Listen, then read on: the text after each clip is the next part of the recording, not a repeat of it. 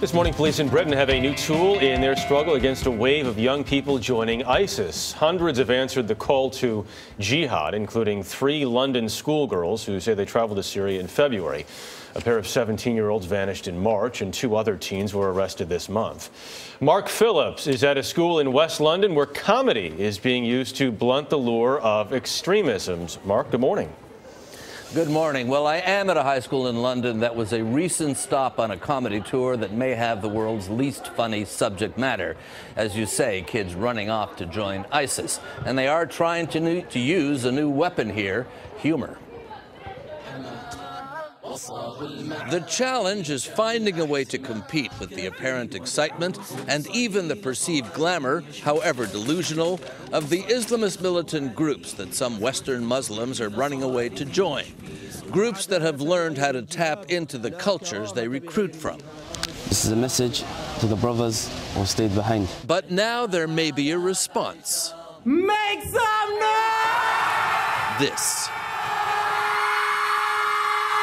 He's a popular 29-year-old British Muslim comedian named Humza Arshad, who's been going around schools trying to make the kids see what a bad idea running off to holy war is. We need things like this, you know, especially with all the kids going off to Syria and a lot of people getting radicalized and thinking it's a holy war.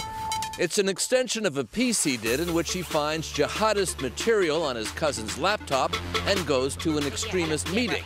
For him, there's even humor here. Basically, my question is, when will the women be coming? It occurred to Humza and to the British police that he could be funny and useful at the same time.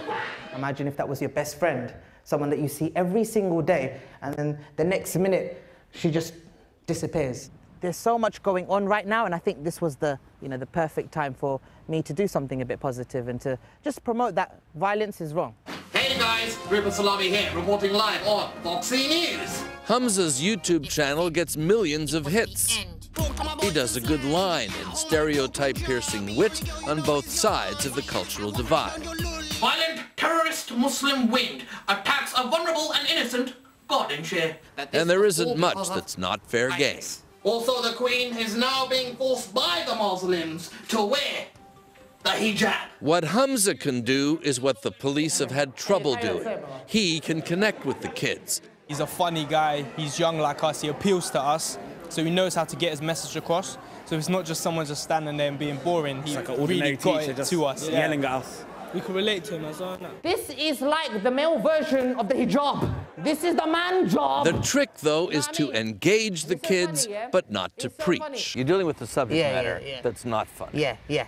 Is there a conflict between trying to be funny, trying to get these kids on side, about something that involves ISIS, beheadings, other bits of terrible nastiness? Yeah, no, the thing is you have to keep that balance. These girls, they do get brainwashed and they do go halfway across the world and end up marrying, a terrorist with dry ankles, No, because the ankles are very dry. Have you seen the terrorist videos, innit? They're in a cave, and they're sitting on the floor, and you're like, why are you sitting on the floor? I'm pretty sure you've got enough money for a chair. Which came first, the comedian or the anti-terrorist operative, or which?